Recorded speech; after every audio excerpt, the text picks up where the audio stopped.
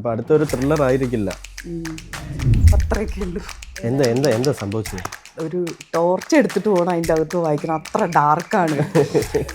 സുന്ദരികളൊക്കെ ഉണ്ട് ഒരായിട്ട്. ഞാൻ നല്ല പയ്യനാണ് അല്ലേ? അങ്ങനെയാണ് തുടങ്ങിയത്, ഈ അക്രമം തുടങ്ങിയത്. എങ്ങനെയാ വന്ന് പെട്ടു?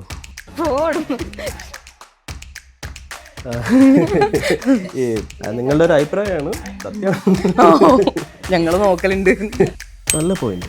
ഞങ്ങൾ സ്ത്രീകൾ അങ്ങോട്ടും ഇങ്ങോട്ടും നന്നായി നോക്കണം. നിങ്ങൾ പുരുഷന്മാരല്ല ഞങ്ങളെ ശരിക്കും നോക്കുന്നത്. ഒരു ശക്തിയുണ്ട് നമുക്ക്. ഇൻതിങ്കിൻ്റെ 5ാമത്തെ എപ്പിസോഡിൽ നമ്മളോടൊപ്പം ചേരുന്നത് മലയാളത്തിൻ്റെ പ്രിയപ്പെട്ട 2 പുതിയ എഴുത്തുകാരാണ്. ജിസ്മ ഫെയ്സ്, ഐശ്വര്യ കമല. സ്വാഗതം. Thank you. ആദ്യം ഒന്ന് പരിചയപ്പെടുത്തിയാലോ? പരിചയപ്പെടുത്തേണ്ട ആവശ്യമൊന്നുമില്ല, എന്നാലും അറിയാത്ത ഒരുപാട് ആളുകളുണ്ടാവും, അവർക്കും കൂടെ അറിയാൻ വേണ്ടിയിട്ട്. ജിസ്മ ഫൈസ് ഇതിനോടകം 3 നോവലുകൾ എഴുതിയിട്ടുണ്ട്. എഴുത്തുകാരി എന്ന രീതിയിൽ അത്തരത്തിൽ അറിയുന്നു. ചിത്രകാരി കൂടിയാണ്. ചിത്രം വരയ്ക്കുന്ന ഒരു കാലഘട്ടത്തിൽ നിന്നാണ് പെട്ടെന്ന് എഴുത്തിലേക്ക് മാറുന്നത്. DC-യിൽ എൻ്റെ അരുമയായ പക്ഷി എന്നുള്ളൊരു നോവല്, മറുപുറം എന്നുള്ളൊരു നോവല്, മാതൃഭൂമിയിൽ ജീവിച്ചിരിക്കെ മരിച്ച മനുഷ്യർ എന്നുള്ളൊരു നോവല്. ഇങ്ങനെയൊരു ഇതിലേക്ക് വരാനും അഖിലിനോടൊപ്പം അത്ര ഔപചാരികത. എൻ്റെ പേര് ഐശ്വര്യ കമല. ഞാൻ ആകെ ഒരു നോവൽ എഴുതിയിട്ടുള്ളൂ. DC-ൻ്റെ കോമ്പറ്റീഷനിലൂടെയാണ് ഞാൻ വരുന്നത്. അതിനു മുൻപ് കഥയൊക്കെ എഴുതിയായിരുന്നു, ലേഖനങ്ങളൊക്കെ എഴുതിയിട്ടുണ്ട്. പക്ഷേ എന്നാലും DC-യാണ്, DC-ൻ്റെ പുരസ്കാര ചുരുക്കപ്പട്ടികയിൽ വന്നപ്പോഴാണ് അത് ഒരു ശരിക്കും ഇൻട്രൊഡ്യൂസ് ആയെന്ന് ഞാൻ വിശ്വസിക്കുന്നുണ്ട്. അപ്പോൾ വൈറസാണ് ആദ്യ നോവൽ, അപ്പോൾ അതിന് കുറച്ച് പുരസ്കാരമൊക്കെ കിട്ടി. അപ്പം അത്രയൊക്കെ ഉള്ളൂ. ജിസ്മ കഥകൾ എഴുതിയിട്ടില്ല? കഥകൾ എഴുതിയിട്ടുണ്ട്, അത് പ്രസിദ്ധീകരിച്ചിട്ടുണ്ട്. ഒരു കഥാസമാഹാരമായിട്ട് ചെയ്തിട്ടില്ല. ഇനി അടുത്തതിലേക്കുള്ള ഇപ്പോൾ നടന്നുകൊണ്ടിരിക്കുന്നത് ഒരു ചെറുകഥാ സമാഹാരത്തിലേക്കുള്ള യാത്രയാണ് ഇപ്പോൾ നടന്നുകൊണ്ടിരിക്കുന്നത്. എങ്ങനെയാണ് എഴുത്തിലേക്ക് വന്നത്? എന്തായിരുന്നു? വളരെ യാദൃശ്ചികമായിട്ട് ഒരു തോന്നലിൽ നിന്ന് എന്താ സംഭവിച്ചത്? ചിത്രം വരയ്ക്കായിരുന്നു. ഒരു ഘട്ടത്തിലെത്തിയപ്പോൾ എഴുതിയിരുന്നു. ഒരു എഴുത്തുകാരി ആവാനുള്ളൊരു എഴുത്തൊന്നല്ല, നമ്മുടെ ഉള്ളിലുള്ള ഒരു തോട്ട്സൊക്കെ എഴുതി കുറിച്ച് വെച്ചിരുന്നു. പെട്ടെന്നൊരു വളരെ യാദൃശ്ചികമായിട്ട് വെറും അൺപ്ലാൻഡ് ആയിട്ടുള്ളൊരു സിറ്റുവേഷനിൽ നിന്ന് എഴുതണമെന്ന് തോന്നി. ഒരു നോവൽ എഴുതി പൂർത്തിയാക്കി പിന്നെ അത് പുസ്തകമായിട്ട് കാണാമെന്നുള്ള ആഗ്രഹമായി. അങ്ങനെയാണ് DC-യിലേക്ക് എത്തുന്നത്. ഇത് ചെറിയ ക്ലാസ്സിൽ പഠിക്കുന്ന മുതലുള്ള ആണോ അതോ ഒരു അങ്ങനെ അത് തിരിച്ചറിയത്തക്ക രീതിയിൽ ഇപ്പോൾ നോക്കുമ്പോൾ, ഓട്ടോഗ്രാഫൊക്കെ നോക്കുമ്പോൾ, അല്ലെങ്കിൽ പഴയ കൂട്ടുകാരികൾ ഇതൊക്കെ കണ്ട് മെസ്സേജ് അയക്കുമ്പോൾ, ടീച്ചേഴ്സ് വിളിച്ച് എൻ്റെ വിശേഷങ്ങളൊക്കെ ചോദിച്ച് ഇതൊക്കെ കണ്ടു വിളിക്കുമ്പോഴാണ് ഞാൻ അങ്ങനെ എഴുത്തുകാരി എന്നുള്ള രീതിയിൽ, നീ ഒരു എഴുത്തുകാരി ആവും എന്നുള്ളൊരു അവസ്ഥയിൽ ഞാൻ ഉണ്ടായിരുന്നു എന്നുള്ളത് എനിക്കിപ്പോൾ ഓർമ്മ തന്നെ കിട്ടുന്നത്. അല്ലെങ്കിൽ എഴുതിയിരുന്നു, അല്ലെങ്കിൽ എഴുത്തുകാരി ആയിരുന്നു എന്നുള്ളൊരു തോന്നലൊന്നും ഉണ്ടായിട്ടില്ല. ചിത്രം വരയ്ക്കാൻ ഇഷ്ടമായിരുന്നു എന്നുള്ളത് എനിക്ക് വളരെ ഉറപ്പുണ്ടായിരുന്നൊരു കാര്യമാണ്. എഴുതുമോ എഴുത്തുകാരി ആവുമോ എന്നുള്ളതൊന്നും എൻ്റെ പോയ കാലത്തിൽ പോലും ഞാൻ തിരിച്ചറിഞ്ഞിട്ടുള്ളൊരു കാലം എഴുതുമായിരുന്നു. പക്ഷെ ഇപ്പോഴാണ് എന്നെ കണ്ടിരുന്ന പലരും, എൻ്റെ പാസ്റ്റിലുണ്ടായിരുന്ന പലരും എന്നെ ആ രീതിയിൽ കൂടെ കണ്ടിരുന്നു എന്നുള്ളത് ഇപ്പോൾ മനസ്സിലാവുന്നുണ്ട് ഇതൊക്കെ കാണുമ്പോൾ. അല്ല, സ്കൂളിൽ പഠിക്കുമ്പോൾ ഈ കഥാരചന മത്സരം അങ്ങനത്തെ പരിപാടികൾ, കവിതകളൊക്കെ എഴുതിയിട്ടുണ്ട്. എഴുതിയ കവിത തന്നെ പാരായണം ചെയ്തിട്ടുണ്ട്. അങ്ങനെയൊക്കെ ഉള്ളത് ഉണ്ടായിട്ടുണ്ട്. പക്ഷെ ഇതുപോലെ കഥ, നോവൽ അങ്ങനെയുള്ളതിലേക്കൊന്നും പോയിട്ടില്ല. ഒരുപാട് ഈ കുത്തിക്കുറികൾ എന്ന് പറയുമല്ലോ, നമ്മുടെ മനസ്സിലെ തോട്ട്സുകൾ, അത് വായനയിൽ നിന്നുണ്ടാവുന്ന ഒരുപാട് തോട്ട്സ്, ചില യാത്രകളിൽ നിന്നുള്ള ആ ഒരു കുഞ്ഞുകാലം തൊട്ട് തന്നെ അതൊക്കെ കുറിച്ച് വയ്ക്കും. ഡയറി എഴുതുന്ന ശീലം ഉണ്ടായിട്ടുണ്ട്. അങ്ങനെ ഒരുപാട് തോട്ട്സുകൾ, അത് ഡയറി എന്ന് മീൻസ് നമ്മുടെ നിത്യ കാര്യങ്ങളല്ല, നമ്മളെ മനസ്സിലുള്ള ആഗ്രഹങ്ങൾ, നമ്മുടെ സ്വപ്നങ്ങൾ, അല്ലെങ്കിൽ അങ്ങനത്തെ കാര്യങ്ങളൊക്കെ കുറിച്ച് വയ്ക്കുന്നൊരു ശീലം ഉണ്ടായിട്ടുണ്ട്. അല്ലാതെ എഴുത്തുകാരി എന്നുള്ളൊരു രീതിയൊന്നും ഉണ്ടായിട്ടില്ല. എങ്ങനെ വന്ന് പെട്ടു? ചെറുപ്പത്തിൽ തന്നെ എഴുതുമായിരുന്നു. കഥയാണ് ഭയങ്കര ഇഷ്ടം. അപ്പോൾ ഞാൻ ഒരു കോവിഡ് കാലത്താണ് ഇംഗ്ലണ്ടിലേക്ക് പോകുന്നത്. അപ്പോൾ ഒരു വിൻ്ററാണ്. അപ്പോൾ അവിടെ ഒരു ക്ലാസ്ട്രോഫോബിക് ആയിട്ടുള്ള ഒരു അറ്റ്മോസ്ഫിയർ ആയിരുന്നു. ഒരു വീട്, റൂം, പ്രത്യേകിച്ച് ഇങ്ങനെ നമുക്കറിയാത്ത ആളുകൾ, അങ്ങനെ. അപ്പോൾ ആ ഒരു ടൈമിലാണ് എഴുതാം എന്ന് എങ്ങനെയോ ഇതൊരു ചാനലൈസ്ഡായി, ഏകാന്തത എങ്ങോട്ടേക്ക് മാറി പറയായിരിക്കും കറക്റ്റ്. അപ്പോൾ കഥ എഴുതി. അപ്പോൾ അതിങ്ങനെ ഒരു 3-4 കഥ ദേശാഭിമാനി അങ്ങനെ നമ്മുടെ ആഴ്ച പതിപ്പുകളിലൊക്കെ വന്നു. അപ്പോൾ ഒരു നോവൽ എഴുതാം എന്നുള്ളൊരു ചിന്തയായി. കാരണം നോവലാണ് ഒരു അൾട്ടിമേറ്റ്, ഒരു വലിയൊരു ശില്പം എന്നുള്ളൊരു ചിന്തയിൽ നോവൽ ക്രാഫ്റ്റ് ചെയ്യാൻ തുടങ്ങി. ഇപ്പോൾ ഒരു 2-3 വർഷത്തെ അത് കഴിഞ്ഞപ്പോഴാണ് DC-ൻ്റെ മത്സരം വരുന്നത്. അപ്പോൾ ഇങ്ങനെ എഴുതുന്ന അറിയുന്ന നമ്മുടെ ഹൗസ് മേറ്റ്സ് ഒക്കെ പറഞ്ഞ് കൊടുക്കാം, അയക്കാം. അങ്ങനെയാണ് തുടങ്ങിയത്, ഈ അക്രമം തുടങ്ങിയത്. എന്നിട്ട് ആളുകളുടെ അഭിപ്രായം എന്താ, അക്രമമാണെന്നാണോ? കുഴപ്പമില്ല, കാരണം നമുക്കിങ്ങനെ അറിയാത്ത മനുഷ്യന്മാരൊക്കെ നമ്മളുമായിട്ട് കണക്റ്റഡ് ആവുന്നു. ഇതിൻ്റെ ഒരു കെമിസ്ട്രി ഭയങ്കര ഒരു അത്ഭുതമാണ്. കാരണം നമ്മൾ ഒരിക്കലും കാണാത്ത മനുഷ്യരൊക്കെ നമ്മുടെ ഇമോഷൻസായിട്ടൊക്കെ സഞ്ചരിച്ച് എനിക്കറിയുന്നവരൊന്നും വാങ്ങിച്ചിട്ടില്ല കേട്ടോ. എൻ്റെ കുടുംബത്തിൻ്റെ നാട്ടുകാരൊന്നും എന്തായാലും വാങ്ങലില്ല. അറിയാത്ത മനുഷ്യന്മാരൊക്കെ വാങ്ങിയിട്ടാണ് വായിച്ചിരുന്നു, ഇന്ന ആളല്ലേ അങ്ങനെയൊക്കെ ഇതാക്കിയിട്ട്. പിന്നെ പുരസ്കാരമൊക്കെ കിട്ടുമ്പോഴൊക്കെ കൂടുതൽ ആളുകളിലേക്ക് എത്തുക, അങ്ങനെയൊക്കെ. പത്മരാജ പുരസ്കാരമൊക്കെ കിട്ടിയപ്പോൾ കുറച്ചും കൂടി അത് ആളുകൾ കാണുകയും വായിക്കുകയൊക്കെ ചെയ്തു. അപ്പോൾ അങ്ങനത്തെ നമുക്ക് അറിയാത്ത മനുഷ്യന്മാരുമായിട്ട് നമ്മൾ അറിയാണ്ട് കണക്റ്റ് ആവുന്നതിൻ്റെ ഒരു സന്തോഷമുണ്ട്. അപ്പോൾ ഇത് ഒരു നോവൽ എഴുതുമ്പോൾ അല്ലെ കഥ എഴുതുമ്പോൾ സ്വയം പ്രകാശിപ്പിക്കുന്നതിൻ്റെ എക്സ്പ്രസ് ചെയ്യുന്നതിൻ്റെ ഒരു സുഖമാണോ കിട്ടുന്നത്, അതോ അത് ആളുകൾ വായിച്ചു കഴിയുമ്പോഴാണോ ഒരു സന്തോഷം കിട്ടുന്നത്? എഴുതി കഴിയുമ്പോഴാണോ സന്തോഷം കിട്ടുന്നത്, അതോ ആളുകൾ വായിച്ചു എന്നറിയുമ്പോൾ? രണ്ടും ഉണ്ട്. ഇത് ഫസ്റ്റ് ഓഫ് ഓൾ എന്നെ സെൽഫ് അത് വല്ലാതെ എൻജോയ് ചെയ്യിപ്പിക്കുന്നുണ്ട്. ഒരു വലിയ സന്തോഷം. അത് അങ്ങനെ സെൽഫ് എൻജോയ് ചെയ്യുന്ന ഒരാളാണ്. അത് നോവൽ എഴുതുന്ന കാര്യത്തിൽ മാത്രമല്ല, ഒരു ചിത്രം വരച്ചാലും നമ്മൾക്ക് ചിത്രം വരച്ച് കഴിയുമ്പോൾ അത് നോക്കിയിരുന്ന് ആസ്വദിക്കുന്ന ഒരാളാണ്. നമ്മൾ എന്ത് ചെയ്താലും, വീട്ടിലെ ഒരു കുക്കിംഗ് ആണെങ്കിൽ പോലും അത് ചെയ്ത് കഴിഞ്ഞാൽ വല്ലാതെ സന്തോഷിക്കുന്ന ഒരാളാണ് ഞാൻ. തീർച്ചയായിട്ടും നോവൽ എഴുതി കഴിയുമ്പോൾ ഉണ്ടാകുന്നൊരു സാറ്റിസ്ഫാക്ഷൻ വലുത് തന്നെയാണ്. പക്ഷെ അതിനപ്പുറത്തേക്ക് അത് വായിച്ച് കഴിയുമ്പോൾ ഈ പറയുന്ന പോലെ, ഐശ്വര്യ പറഞ്ഞതുപോലെ, നമ്മളറിയാത്ത മനുഷ്യർ നമ്മളിലേക്ക് എത്തി. എനിക്ക് മനുഷ്യരുണ്ടാവുക എന്നുള്ളത് തന്നെയാണ്. എന്ത് എഴുതിയിട്ട് നേടി, എഴുതുന്ന മുമ്പ് എന്തിനാണ് എഴുതിയെന്ന് ചോദിച്ചാൽ എനിക്കറിയില്ല. പക്ഷെ ഇപ്പോൾ അത് വായിക്കപ്പെട്ട് കഴിഞ്ഞപ്പോൾ എനിക്ക് തോന്നുന്നു കുറച്ച് മനുഷ്യർക്ക് വേണ്ടി തന്നെയാണ് ഞാൻ എഴുതിയത്. ഒരുപാട് ആളുകളുണ്ട് ഇപ്പോൾ. ഒരു 2 ദിവസം, ഇപ്പോൾ സോഷ്യൽ മീഡിയ ആണല്ലോ നമ്മുടെ വിസിബിൾ ആവുന്ന ഒരു ഇടം എന്ന് പറയുന്നത്. അപ്പോൾ 2 ദിവസം ഞാൻ അതിലില്ലെങ്കിൽ എന്നെ എന്ത് പറ്റി, എവിടെയാണ് എന്ന് ചോദിച്ചു വരാൻ ഒരു കൂട്ടം മനുഷ്യരുണ്ടാവുക. മനുഷ്യരില്ലാതിരുന്ന ഒരാളെ സംബന്ധിച്ച് അതൊരു വലിയ കാര്യം തന്നെയാണ്. അന്വേഷിക്കാൻ ആളായി. തീർച്ചയായിട്ടും. വൈറസ് ഒരു ത്രില്ലറാണ്, ഒരു മെഡിക്കൽ ത്രില്ലറാണ്. അപ്പോൾ അങ്ങനത്തെ എഴുത്തിനോടാണോ താല്പര്യം, അതോ എഴുത്തിൻ്റെ താല്പര്യം എന്താണ്, വായനയുടെ താല്പര്യം എന്താണ്? നോൺ ഫിക്ഷനാണ് ഇഷ്ടം. ഇപ്പോൾ കൂടുതലും ഫിലോസഫിക്കലായിട്ടുള്ള ബുക്കുകളോടാണ് ഇഷ്ടം. കുറച്ചും കൂടി ഒരു 2-3 വർഷം മുൻപൊക്കെ ഉറപ്പായും കഥകൾ തന്നെയാണ്. കഥ കേൾക്കാൻ ഇഷ്ടമുള്ള ഒരു കുട്ടി എപ്പോഴും ഉണ്ടാവുമല്ലോ. പക്ഷെ ഇപ്പോൾ അത് വായനയുടെ കുറച്ചും കൂടി ഹാർഡ് കോറിലേക്ക് പോകണം എന്നുള്ളൊരു സ്വയം ഒരു ചിന്ത ഉണ്ട് ഉള്ളിൻ്റെ ഉള്ളിൽ. അപ്പോൾ കുറച്ചും കൂടി ഗാഢമായി വായിക്കാനാണ് ആഗ്രഹം. അപ്പം അങ്ങനെ വായിച്ച് വരുമ്പോൾ അതിൽ ഒരു രസം കണ്ടെത്താൻ പറ്റുന്നുണ്ട്. ഈ അടുത്തായിട്ട് സൂഫീസൊക്കെ വായിക്കുന്നുണ്ട്. അപ്പോൾ അല്ല, കോന്നിയൊക്കെ പോകാനുള്ളൊരു ഭാഗ്യം ഉണ്ടായി, റൂമിയുടെ ഖബറൊക്കെ ഉള്ള സ്ഥലത്ത്. അപ്പോൾ ഈ ഒരു സൂഫി റീഡിംഗ് ഒക്കെ തുടങ്ങിയതിന് ശേഷം ഞാൻ കുറേ ഫിക്ഷന് നന്നായിട്ടുണ്ട്, നോൺ ഫിക്ഷൻ വായിക്കാൻ തുടങ്ങിയിട്ടുണ്ട്. അപ്പോൾ ഇപ്പം അങ്ങനെയാണ് പോയിക്കൊണ്ടിരിക്കുന്നത്. അപ്പോൾ പിന്നെയും നമ്മൾ ഫിക്ഷനിലേക്ക് വരുമോ എന്നറിയില്ല. വായന അങ്ങനെയൊക്കെയാണ്. എഴുത്തും കുറച്ചും കൂടി ഡീപ്പായി എഴുതണം എന്നുള്ളത് തന്നെയാണ്. ഇപ്പോൾ ഒരാളാണ് വായിക്കുന്നതെങ്കിൽ എനിക്ക് ആ റീഡർ മതി. പക്ഷേ ആ ആൾ വളരെ എഫേർട്ട് എടുത്ത് വായിക്കണം എന്ന് തന്നെയാണ്. ഒരുപാട് മനുഷ്യർ വായിക്കുന്ന ഒരു റീഡബിൾ ബുക്ക് വേഗം എഴുതണം അങ്ങനെ ഒരു ചിന്തയില്ല. എനിക്ക് മാത്രം എഴുതാൻ പറ്റുന്ന, അല്ലെങ്കിൽ ഒരു മനുഷ്യന് ഭൗതികമായി കുറച്ചധികം ചിന്താപരമായി പോകാൻ പറ്റുന്ന എന്തെങ്കിലും ഒരു വർക്ക് ചെയ്യണം എന്നുള്ളതാണ് ഇപ്പോൾ ഒരു ചിന്ത. പക്ഷേ മാറുമെന്നറിയത്തില്ല. അപ്പോൾ അടുത്തൊരു ത്രില്ലർ ആയിരിക്കില്ല. ആയിരിക്കില്ല. എന്താണ് വായനയുടെ അവസ്ഥ, എന്താണ് വായന? ഇപ്പോൾ ഈ പറഞ്ഞതുപോലെ പണ്ട് വായിച്ച അനുഭൂതിക്ക് വേണ്ടിയിട്ടാണെങ്കിൽ ഇപ്പോൾ എഴുത്തിന് വേണ്ടി തന്നെയാണ് ഭൂരിഭാഗം വായനകളും നടക്കുന്നത്. കാരണം ഭാഷയെക്കുറിച്ച് കൂടുതൽ ഒരുപാട് ടെക്നിക്കലായി പോകുന്നുണ്ടെന്ന് തോന്നുന്നുണ്ടോ? ഞാൻ ജിസ്മയുടെ ഒരു ഇൻ്റർവ്യൂ കണ്ടപ്പോൾ എഴുതുന്ന കാര്യത്തിൽ ഒരു സാങ്കേതികത ശ്രദ്ധിക്കാറുണ്ട്. ഇപ്പോൾ ഓരോ നോവലിനനുസരിച്ചാണ് അതിൻ്റെ ഭാഷ രൂപപ്പെട്ടു വരുന്നതെന്നൊക്കെ പറയുന്നത്. അങ്ങനെ ശ്രദ്ധിച്ച് അങ്ങനെയാണോ എഴുതുന്നത്, അല്ലെങ്കിൽ അങ്ങനെയാണോ വായിക്കുന്നത്?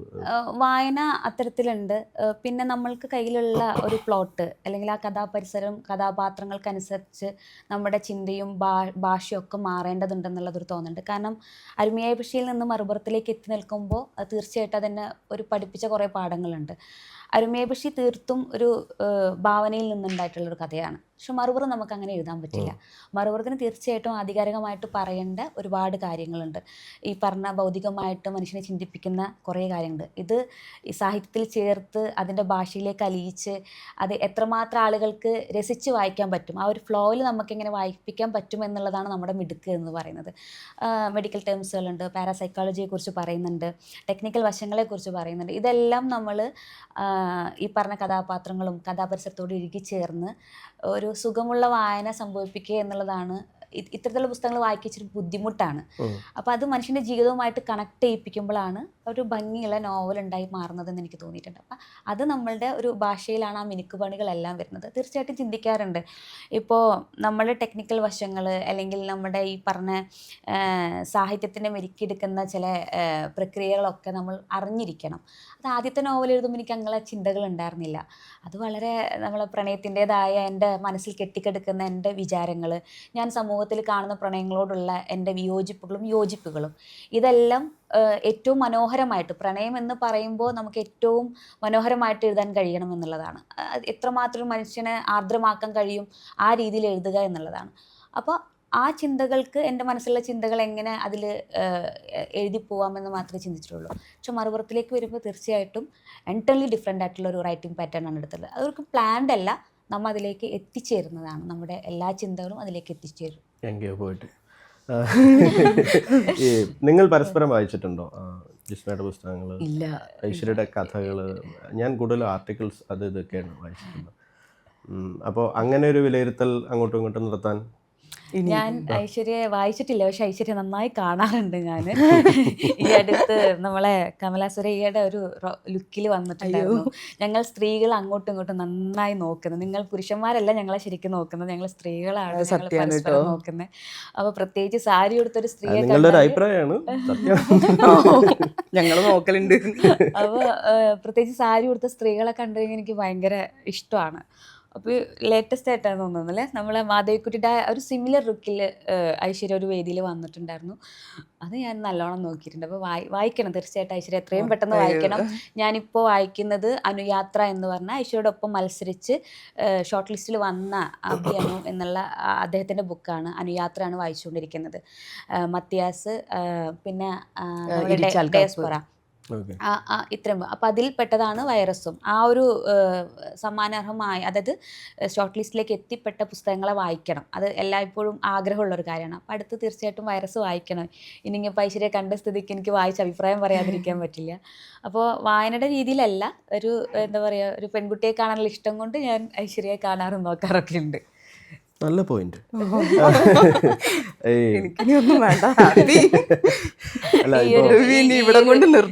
കോൺവെർസേഷൻ സത്യം പറഞ്ഞത് പോസ്റ്റ് ചെയ്യില്ല, നല്ല അഖിലിന്റെ അടുത്ത് വന്നിരുന്ന് കഥ പറയുന്ന പോലത്തെ ഒരു ഇന്റർവ്യൂ ആണ്. എനിക്ക് ഞാൻ നല്ല പയ്യനാണ് അല്ലേ, നല്ല പയ്യനാണ്. ഇതെനിക്ക് ശരിക്കും കറക്റ്റാണ്.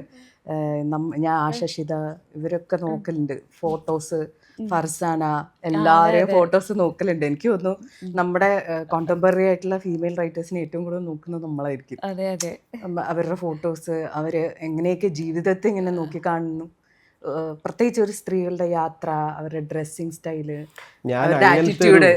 അല്ല, ഞാൻ ആ ഒരു മേഖലയിലേക്ക് പോണ്ടെന്ന് വിചാരിച്ചിരുന്നതാണ്. അതായത് ഇപ്പോൾ സ്ത്രീ എഴുത്തുകാർ എന്ന് പറഞ്ഞിട്ട് തുടങ്ങി കഴിഞ്ഞാൽ അതൊരു ബ്രാൻഡിങ് പരിപാടിയായി പോകും എന്ന് വിചാരിച്ചിട്ട് നിങ്ങൾ പറയുന്ന സ്ഥിതിക്ക് ഞാൻ ഓക്കെ.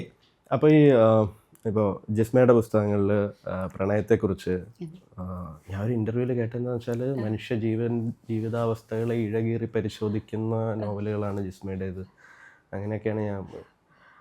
അപ്പോൾ അത്രയും ആഴത്തിൽ ഇപ്പോൾ നമ്മളെപ്പോഴും ഇങ്ങനെ കാര്യങ്ങളെ നോക്കിക്കാണുകയാണല്ലോ, നമ്മൾ അതിനെ നമ്മുടെ ഒരു വ്യൂ പോയിന്റ് വെച്ചിട്ട് കാര്യങ്ങളെ മനസ്സിലാക്കുന്നു. അപ്പോൾ പ്രണയത്തിനെ ജിസ്മ എങ്ങനെയാണ് മനസ്സിലാക്കിയത്, എങ്ങനെയാണ് അത് പുസ്തകത്തിലേക്ക് ആവിഷ്കരിച്ചിരിക്കുന്നത്, എന്താണ് മൊത്തത്തിലുള്ളൊരു അഭിപ്രായം? പുസ്തകങ്ങൾ മൂന്നും ജീവിതത്തെക്കുറിച്ച്, പ്രണയത്തെക്കുറിച്ച് മാത്രമല്ല ജീവിതത്തെക്കുറിച്ചും മനുഷ്യൻ്റെ അതിവൈകാരികതകളെക്കുറിച്ചുമാണ്. എന്തോ അത്തരം കാര്യങ്ങൾ എഴുതാൻ ഭയങ്കര ഇഷ്ടമുള്ള ഒരാളാണ് ഞാൻ. മനുഷ്യനോളം നിഗൂഢതയുള്ള ഒന്നും ഈ ഭൂമിയിൽ ഇല്ല എന്നാണ് ഞാൻ വിശ്വസിക്കുന്നത്. ഒരു മനുഷ്യൻ എത്ര പഠിച്ചാലും അവനക്ക് പോലും അറിയാൻ പറ്റാത്ത ഒരുപാട് അടരുകളുണ്ട് അവനിൽ. അപ്പോൾ അത്തരത്തിൽ മനുഷ്യനെക്കുറിച്ച് എഴുതുമ്പോൾ കിട്ടുന്ന ഒരു സാറ്റിസ്ഫാക്ഷൻ എനിക്ക് മറ്റൊന്നിനെക്കുറിച്ച് എഴുതുമ്പോൾ കിട്ടാറില്ല എന്ന് വേണമെങ്കിൽ പറയാം. അതിലേക്ക് ആഴ്ന്നിറങ്ങുന്നത് ഇപ്പോൾ എത്രമാത്രം വൈവിധ്യമുള്ള മനുഷ്യരുണ്ടോ അത്രമാത്രം വൈവിധ്യമുള്ള കഥകളുണ്ട്. നമ്മൾ പറയും പ്രണയം എന്ന് പറഞ്ഞാൽ കണ്ടതും കേട്ടതൊക്കെ തന്നെയാണ്, വിരസമായിട്ടുള്ള എല്ലായ്പ്പോഴും ഞാൻ പറയുന്നതാണ്. അരുമേയ പക്ഷി ആയിക്കോട്ടെ, എല്ലാ പ്രണയവും നമ്മൾ കേട്ട് പഴകിയ പ്രണയങ്ങളാണ്. പക്ഷേ ഏറ്റവും കൂടുതൽ എഴുതപ്പെടുന്നതും സാഹിത്യം ഉണ്ടായ കാലം മുതൽക്ക് എഴുതപ്പെട്ടിട്ടുള്ളതും പ്രണയം തന്നെയാണ്. പക്ഷെ അതിൽ എത്രമാത്രം പ്രണയ കഥകൾ നമ്മുടെ മനസ്സിൽ കൊത്തിവെക്കപ്പെട്ടിട്ടുണ്ട്, അതൊരു വലിയ പ്രസക്തമായിട്ടുള്ള ചോദ്യമാണ്. അപ്പോൾ അത്തരത്തിൽ മനുഷ്യൻ്റെ വികാരങ്ങളെ ഒരു വ്യത്യസ്തമായിട്ട് എഴുതുക, അത് വായിപ്പിക്കുക, അത് മനുഷ്യൻ്റെ ഉള്ളറകളിലേക്ക് എത്തുക എന്നുള്ളതാണ്. മനുഷ്യന് ഏറ്റവും കൂടുതൽ വായിക്കാൻ പലതും, ഇപ്പോൾ പറഞ്ഞ ഫിക്ഷനും നോൺ ഫിക്ഷനും ഒക്കെ വായിക്കാൻ ഇഷ്ടപ്പെടുന്നവരുണ്ട്.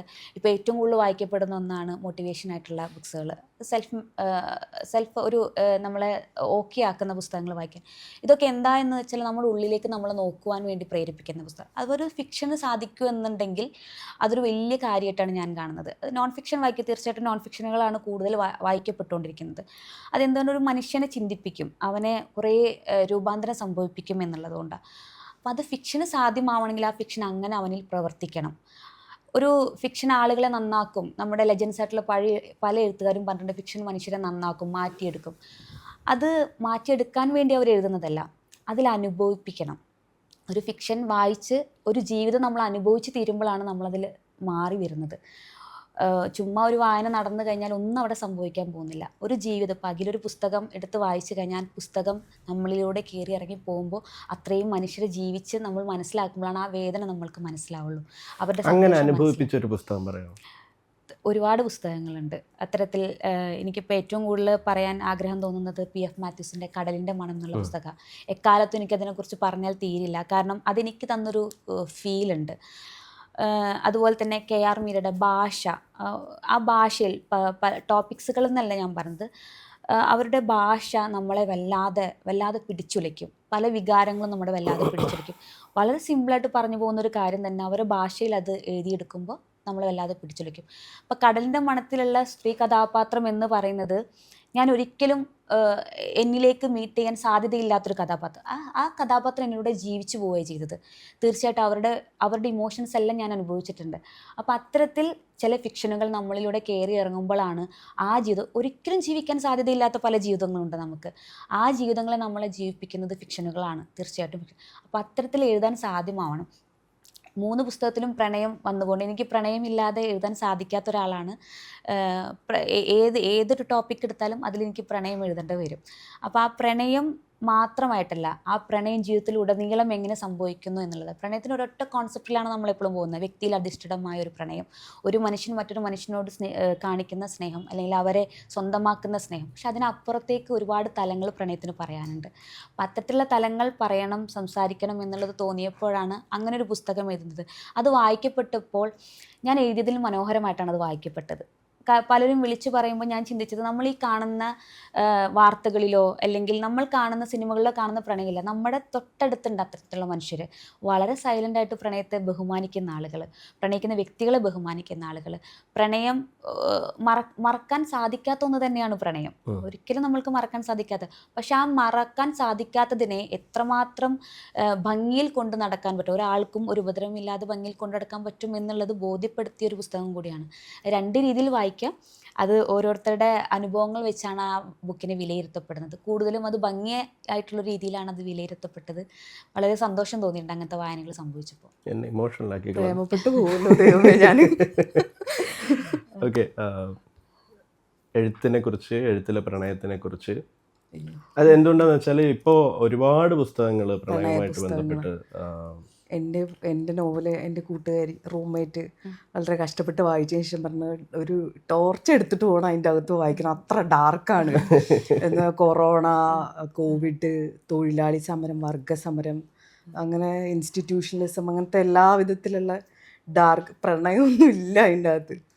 അപ്പോൾ പ്രണയം ഇനിയെങ്കിലും എഴുതണം എന്നുണ്ട്. കാരണം ഒരുപാട് പേരിങ്ങനെ പറയും എൻ്റെ കഥകളിലൊന്നും 4 കഥകളുമൊക്കെ വേറെ വിഷയങ്ങളൊക്കെയാണ്. പ്രണയം ഇതുവരെ എഴുതിയിട്ടില്ല.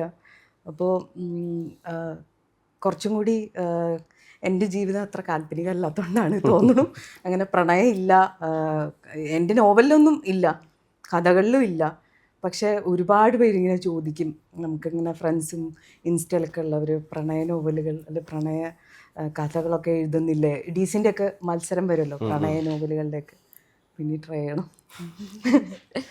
ഓക്കെ, ഇപ്പോൾ പുസ്തകങ്ങൾ വായിച്ചിട്ടായാലും ഇപ്പോൾ ഈ പറഞ്ഞ പോലെ ഇൻസ്റ്റാഗ്രാമിൽ ഫോട്ടോസ് കണ്ടിട്ടായാലും even whatever kind of expression, നിങ്ങളുടെ ഏതെങ്കിലുമൊക്കെ തരത്തിലുള്ള എഴുത്ത്, ഫോട്ടോസ് ഒരുപാട് വായനക്കാരെ, ഫോളോവേഴ്സിനെ കിട്ടുന്നുണ്ടാവും. അപ്പോൾ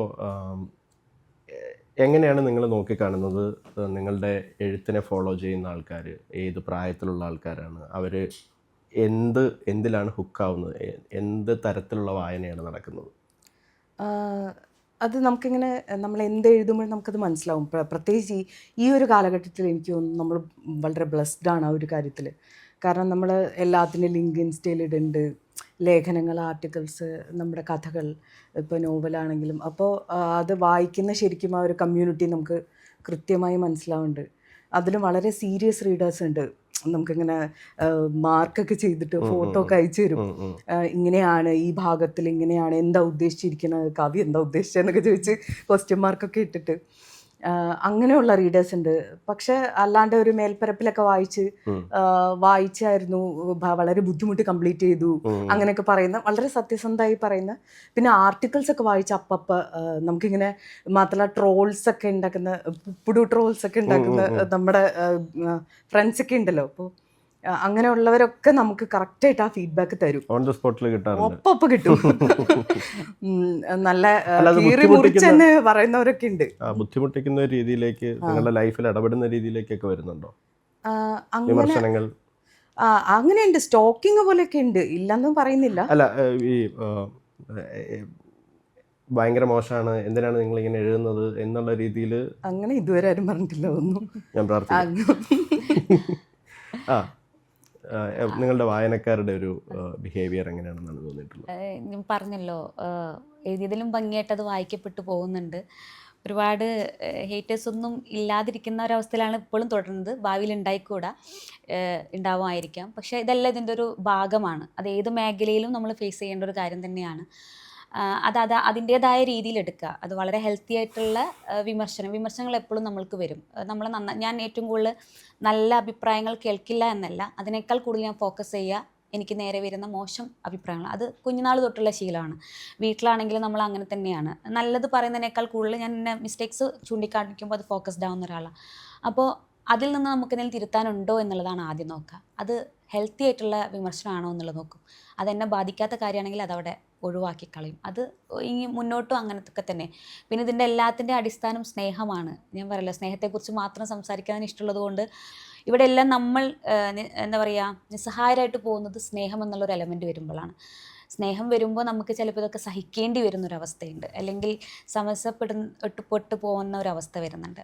അങ്ങനെയുള്ളിടത്തൊക്കെ നമ്മളൊന്ന് എന്താ പറയുക, വിഷമിച്ചു പോകും. അതല്ലാത്ത ഇടങ്ങളെല്ലാം അപരിചിതരായ മനുഷ്യരുടെ വിമർശനങ്ങളൊക്കെ ഹെൽത്തി ആണെങ്കിൽ തീർച്ചയായിട്ടും എടുക്കുക, അല്ലാത്തത് അതിൻ്റെതായ വഴിക്ക് പോവുക. പിന്നെ ഈ പറഞ്ഞ സോഷ്യൽ മീഡിയ നമ്മളെ വളർത്താനും തളർത്താനും ഒക്കെ പറ്റുന്ന ഒരിടമാണ്. അപ്പോൾ അഖിലിനെ സംബന്ധിച്ച് തീർച്ചയായിട്ടും അറിയാം, ഈ ഒരു മേഖലയിൽ നിൽക്കുന്ന ഒരാളായതുകൊണ്ട് അറിയാം. വളരെ കഷ്ടപ്പെട്ടെടുക്കുന്ന സിനിമകൾ വളരെ ചുരുങ്ങിയ ദിവസങ്ങൾ കൊണ്ട് ഒന്നും അല്ലാതായി പോകുന്നുണ്ട്. ആളുകൾ കാണാനും അതിനെക്കുറിച്ചൊന്ന് വിലയിരുത്താനും പോലും സമയം കിട്ടുന്നതിന് മുമ്പേ അത് ഇല്ലാതാവുന്നൊരവസ്ഥയുണ്ട്. റിവ്യൂസ് അല്ലെങ്കിൽ അനുഭവക്കുറിപ്പുകൾ എന്നുള്ളത് നമ്മൾ കാലങ്ങളായിട്ട് പഠിക്കുന്ന കാലം തൊട്ട് നമുക്കറിയാം. അനുഭവക്കുറിപ്പുകൾ എഴുതാൻ പഠിച്ചൊരു കാലം നമുക്കുണ്ടായിരുന്നു പഠിക്കുന്ന കാലത്ത്. അപ്പോൾ റിവ്യൂസൊക്കെ നല്ലത് തന്നെയാണ്, പക്ഷെ അതിനൊരു സമയം കൊടുക്കാൻ പോലും തയ്യാറല്ലാതെ ഇല്ലാതായി പോകുന്ന ഒരുപാട് സൃഷ്ടികളുണ്ട്. അതിൻ്റെ പിന്നിൽ പ്രവർത്തിക്കുന്നവർ, അവരുടെ ഹാർഡ് വർക്ക്സ്, ഇത് ഇപ്പോൾ ഈ ഒരു ഇൻ്റർവ്യൂ തന്നെ ഇവിടെ എത്ര മനുഷ്യർ നമ്മൾക്ക് ചുറ്റുമുണ്ട്. അപ്പോൾ അത്രയും മനുഷ്യരുടെ അത്രയും സമയത്തെ എഫേർട്ടൊന്നും കാണാത്ത രീതിയിൽ വളരെ നിസ്സാരമായിട്ട് അതിനെ ഇല്ലാതാക്കുന്നത്. പക്ഷേ ഇഷ്ടപ്പെടുന്നവരുണ്ടാവാം എന്നുള്ളൊരു തോന്നൽ പോലും അതിനെ കാണാറില്ല. അതേപോലെ തന്നെ പുസ്തകത്തിൻ്റെ കാര്യത്തിലും പണ്ട് പുസ്തകങ്ങൾ, ഈ ഒരു സാഹിത്യം ഈ ഒരു മേഖലയിൽ ഉണ്ടായിരുന്നില്ല. വിമർശനങ്ങൾ ഉണ്ടാവും, പക്ഷേ സോഷ്യൽ മീഡിയയിൽ ഇത്രയും തരംഗമായിട്ട് വിമർശനങ്ങൾ നേരിട്ടിരുന്നില്ല സാഹിത്യം. പക്ഷേ ഇപ്പോൾ പുസ്തകങ്ങളും ഇറങ്ങി ഒരു 3-ാം പക്കൊക്കെ മൂന്നാം ദിവസം തന്നെ വലിച്ചു കീറി അതിനെ ഇല്ലായ്മ ചെയ്യുന്ന വളരെ ലെജൻസ് ആയിട്ടുള്ള ആളുകളുടെ പുസ്തകങ്ങൾ പോലും ഉണ്ട്. തീർച്ചയായിട്ടും ചൂണ്ടിക്കാട്ടാവുന്ന തെറ്റുകൾ ഉണ്ടാവാം, മോശമായിരിക്കാം. പക്ഷെ അതിനൊരു സാവകാശം കൊടുക്കണം, മറ്റുള്ളവരിലേക്കെങ്കിലും ആ പുസ്തകം എത്തട്ടെ. കാരണം ഒരിക്കലും ഇപ്പോൾ അഖിലിൻ്റെ കഴിഞ്ഞ ഇൻ്റർവ്യൂവിൽ നമ്മുടെ ശരൺ പറഞ്ഞൊരു വാക്ക് ഞാൻ കേട്ടു. ഒരു പുസ്തകവും എല്ലാവർക്കും ഇഷ്ടപ്പെടേണ്ട ആവണമെന്നില്ല, ഒരു പുസ്തകവും എല്ലാവർക്കും ഇഷ്ടപ്പെടുന്നതും ആവണമെന്നില്ല. പല ഓരോരുത്തരുടെ അഭിരുചികളും ഓരോരുത്തരുടെ അനുഭവങ്ങളും പുസ്തകം അനുഭൂതികളും മാത്രമല്ല, ഒന്നും എല്ലാവർക്കും ഇഷ്ടപ്പെട്ടത്. അപ്പോൾ ഞാൻ ഇഷ്ടപ്പെടുന്നത് ഒരു ഭക്ഷണം അഖിലിന് ഇഷ്ടപ്പെടണമെന്നില്ല, ഞാൻ ഇഷ്ടപ്പെടുന്ന ഒരു സിനിമ ഇഷ്ടപ്പെടണമെന്നില്ല, ഞാൻ ഇഷ്ടപ്പെടുന്ന വായന. എന്താ ഇഷ്ടമുള്ള ഭക്ഷണം? എനിക്ക് അങ്ങനെ ചോദിച്ചു കഴിഞ്ഞാൽ സത്യം പറഞ്ഞാൽ ബിരിയാണിയാണ്. പക്ഷെ എല്ലാ ഭക്ഷണവും മടുക്കുന്നത് വരെ എന്തും കഴിക്കുക എന്നുള്ളതാണ്. എല്ലാ ഭക്ഷണവും ഇഷ്ടമുള്ള ഒരാളെന്ന് നല്ല എന്താ വെച്ചാൽ എങ്ങോട്ടെങ്കിലും നമ്മളൊന്ന് ടേൺ ചെയ്യണം, അല്ലെങ്കിൽ പുള്ളിക്കാരത്തി കൊണ്ടുപോയിട്ട് സ്നേഹത്തിൽ കെട്ടും, അങ്ങോട്ടാണ് പോകുന്നത്. നല്ല ഇഡലിയും ദോശയും ഉണ്ടാക്കി വെച്ച് കഴിക്കാൻ പറ്റാതെയാണ് വന്നിട്ടുള്ളത് തീർച്ചയായിട്ടും. അപ്പോൾ അത്തരത്തിൽ ഈ സോഷ്യൽ മീഡിയയിൽ പലതും വരുന്നുണ്ട്. അപ്പോൾ അതിനൊരു സാവകാശം കൊടുക്കാത്ത രീതിയിൽ എനിക്ക് തോന്നുന്നു അതിനൊരു കൂട്ടം ആളുകൾ തന്നെ ഉണ്ടാവാം. അത് അവരുടെ ജോലി അതായിരിക്കാം മേ ബി. പക്ഷെ അങ്ങനെ കാണേണ്ടതില്ല എന്നുള്ളതാണ്. അതിനെ അതിജീവിക്കുക, അതെന്ത് ചെയ്താലും അതിനപ്പുറത്തേക്ക് നമ്മൾ പ്രവർത്തിക്കുക, നമ്മുടെ ചിന്തകൾ അവിടെ കെട്ടിയിടാതിരിക്കുക, അതിൽ ഫ്രസ്ട്രേറ്റഡ് ആവാതിരിക്കുക എന്നുള്ളത് മാത്രമല്ല. എത്ര വലിയവനാണെങ്കിലും ഒരു ചെറിയൊരു വിഷമം ഉണ്ടാവും, അതിനെ ഓവർകം ചെയ്യുക എന്നുള്ളതുള്ളൂ. ഒരു 1-2 ദിവസത്തിനപ്പുറത്തേക്ക് അതിനെ ക്യാരി ചെയ്യാതിരിക്കുക എന്നുള്ളതുള്ളൂ. വായനക്കാർക്ക് വേണ്ടി എഴുതണമെന്ന് തോന്നിയിട്ടുണ്ടോ? അതായത് ഇപ്പോൾ മാത്യു ചേട്ടൻ്റെ കാര്യം പറഞ്ഞു. ഇപ്പോൾ മാത്യു ചേട്ടൻ ഇടയ്ക്കൊരു ഇൻ്റർവ്യൂവിൽ പറഞ്ഞു, നമ്മൾ ഈ റീല് കാണുന്നവർക്ക് വേണ്ടി നമ്മൾ എഴുതേണ്ടെന്ന് ആവശ്യമില്ല. കാര്യം അവർ റീല് കാണുക ഈസ് ഗുഡ്, അത് അവർ ചെയ്തോട്ടെ. അറ്റൻഷൻ സ്പാൻ കുറവാണല്ലോ, അപ്പോൾ അവർക്ക് വേണ്ടി നമ്മൾ പ്രത്യേകിച്ച് എന്തെങ്കിലും എഴുതിയിട്ട് അവർക്ക് വേണ്ടി ഒരു ഹൈക്ക് പോലും എഴുതേണ്ട ആവശ്യമില്ല എന്നാണ് പുള്ളി പറഞ്ഞത്. അപ്പോൾ പക്ഷെ നമ്മുടെ പുസ്തകം കൂടുതൽ ആളുകൾ വായിക്കണമെന്നുള്ളതാണല്ലോ, എന്തെഴുതിയാലും കൂടുതൽ ആളുകളിലേക്ക് എത്തണം എന്നുള്ളതാണല്ലോ ആഗ്രഹം. അപ്പോൾ അതിന് വേണ്ടിയിട്ട് എഴുതണമെന്ന് തോന്നിയിട്ടുണ്ടോ? ഇല്ല, കാരണം നമ്മളൊരു കമ്മ്യൂണിറ്റിക്ക് വേണ്ടി എഴുതുക എന്ന് പറഞ്ഞു കഴിഞ്ഞാൽ നമ്മുടെ ജീവിതത്തിൻ്റെ ആ എഴുത്തിൻ്റെ സാധ്യതകളെ മുഴുവൻ നമ്മൾ വളരെ ചാനലൈസ് ചെയ്തു എന്ന് അതിൻ്റെ അർത്ഥം. ഞാൻ ജീവിക്കുന്നൊരു കാലഘട്ടമുണ്ട്, ഞാൻ ജീവിക്കുന്നൊരു സ്ഥലമുണ്ട്. ഞാൻ ഒരു ഇംഗ്ലണ്ടിലാണ് ജീവിക്കുന്നത്. അതിൽ എൻ്റെ സമയത്ത് ഞാൻ ജീവിക്കുന്ന ചരിത്രത്തിൻ്റെ ഒരു സ്ഥലമുണ്ട്. അപ്പോൾ ആ സമയത്തെയും ആ ഇടത്തെയൊക്കെ രേഖപ്പെടുത്തേണ്ടതുണ്ട്. അപ്പോൾ അത് ഇന്നത്തെ ഒരു റീഡറുമായിട്ട് ചിലപ്പോൾ മാച്ച് ആവണമെന്നില്ല. ഒരുപക്ഷെ അത് വായിക്കാനുള്ള ഒരു റീഡർ ജനിക്കുന്ന 100 വർഷങ്ങൾക്ക് ശേഷമായിരിക്കും. അത് ചിലപ്പോൾ അങ്ങനെ കണ്ടെത്തപ്പെടുന്നതായിരിക്കും. അതുകൊണ്ട് ഒരു റീഡർ ഇപ്പോൾ ഉള്ളൊരു ട്രെൻഡ് നോക്കിയിട്ട് എഴുതാൻ നിന്നാൽ മണ്ടത്തരാവുന്നതാണ് എൻ്റെ ഒരു തോന്നൽ. അല്ലെ, എഴുത്തിൻ്റെ ഒരു ആത്യന്തികമായ ധർമ്മം അതല്ല എന്ന് വിശ്വസിക്കുന്ന ഒരാളാണ് ഞാൻ. കാരണം എനിക്ക് മാത്രം സാധ്യമായ ഒരു ചിത്രം വരയ്ക്കാനാണ് ഞാൻ നോക്കുന്നത്. ചിത്രകാരിക്കുള്ളതുകൊണ്ട് ഞാൻ അങ്ങനെ ഒരു ഉപമ എടുക്കുകയാണ്. അപ്പോൾ എനിക്ക് മാത്രം സാധ്യമായ ഒരു ടൈം സ്പാൻ ഞാൻ റെക്കോർഡ് ചെയ്ത് വെക്കണം. അപ്പോൾ അത് ഇന്നത്തെ ഒരു കാലഘട്ടവുമായിട്ട് നമ്മൾ എപ്പോഴും ഇങ്ങനെ മാച്ച് ചെയ്ത് ക്രോസ് ചെക്ക് ചെയ്ത് എഴുതാൻ നിന്നാൽ അത് വേറൊരു നമ്മൾ അപ്പോൾ ഉള്ളൊരു ഒരു ഡിമാൻഡിന് നമ്മൾ എഴുതുന്ന പോലത്തെ റൈറ്ററായി പോകും. അത് ഒരു റൈറ്റർ എന്ന് പറഞ്ഞ ഒരു വലിയൊരു ഇതിന് ചേർന്നതല്ല. അപ്പം എനിക്കൊന്ന് മാത്യു സാറ് പറഞ്ഞാണ് അതിൻ്റെ ഒരു യഥാർത്ഥ ഇത്. അദ്ദേഹം പറഞ്ഞത് എൻ്റെ എഴുത്തുമായി സംബന്ധിച്ച് വയ്ക്കാലും തീർച്ചയാണ്. കാരണം ഞാൻ ഒരു എഴുത്തുകാരിയായിട്ട് വരുന്നു, അരുമയ ബഷീർ എന്നൊരു പുസ്തകം ഇറക്കുന്നു, വായിക്കപ്പെടുന്നു. കഴിഞ്ഞ 2 വർഷമായിട്ട് അത് ബെസ്റ്റ് സെല്ലറിലും ഉണ്ടാവുന്നു. ഈ മറുപുറം വായിച്ച് കഴിഞ്ഞിട്ട് എൻ്റെ ഒരു സുഹൃത്തായ എഴുത്തുകാരിനോട് ചോദിച്ചത്, ജിസ്മയ്ക്ക് ഭയം ഉണ്ടായിരുന്നില്ലേ എന്നുള്ളതാണ്. കാരണം ഇങ്ങനെ ഒരു ഓഡിയൻസ് നിലനിൽക്കുന്ന സമയത്ത് ഇത്തരത്തിലുള്ള ഒരു പുസ്തകം ഇറക്കിക്കഴിഞ്ഞാൽ ഇതിന് വായന സംഭവിക്കുമോ, ഇത്ര ഓഡിയൻസിന് ഇതിന് കണക്റ്റ് ആവുമോ എന്നുള്ളൊരു ആശങ്ക ഉണ്ടായിരുന്നില്ലേ. അതുപോലെ പല ആളുകളും ചോദിക്കുന്ന ഒരു കാര്യമാണ്, പ്ലാൻ ചെയ്ത് എഴുതുന്നുണ്ടോ എന്നുള്ളത്. എഴുതാതിരിക്കുമ്പോൾ നടക്കില്ല എന്നുള്ളതാണ് എന്നെ സംബന്ധിച്ച് എനിക്ക് എപ്പോഴും തോന്നാറുള്ളത്. എഴുതുമ്പോൾ ആ കഥാപരിസരം, കഥാപാത്രങ്ങൾ, ഇതിനപ്പുറത്തേക്ക് ഒരു വരി പോലും സത്യം പറഞ്ഞാൽ നമ്മൾ ആലോചിച്ച് വെച്ചതുപോലും എഴുതാതിരിക്കുന്ന സമയത്തിൽ മാറി മറിഞ്ഞു പോകുന്നൊരവസ്ഥ ഉണ്ടാവാറുണ്ട്. വളരെ എന്താ പറയുക, മിറാക്കിൾ പോലെ സംഭവിക്കുന്ന ഒരുപാട് വരികളും സിറ്റുവേഷൻസും ഉണ്ടാവാറുണ്ട്. അപ്പോൾ എഴുതാനിരിക്കുന്ന നേരത്ത് എനിക്ക് അങ്ങനെയുള്ള ചിന്തകളേ ഇല്ല. ഇപ്പോൾ അരുമയ ബഷീർ തന്നെ, അരുമയ ബഷീർ ഇത്രയും ഒരുപക്ഷെ ആദ്യത്തെ കൃതി ആയതുകൊണ്ടായിരിക്കാം, പ്രണയമായതുകൊണ്ടായിരിക്കാം, ഒരുപാട് നല്ല മനോഹരമായ വരികളുണ്ട്. അത് വായിക്കപ്പെട്ടപ്പോഴാണ് അറിയുന്നത്. അത് ഞാൻ ആദ്യമായിട്ട് കണക്റ്റ് ആവുന്നത് ഒരു ട്രോൾ വീഡിയോ നമ്മുടെ ഇൻസ്റ്റഗ്രാമിൽ വന്നു.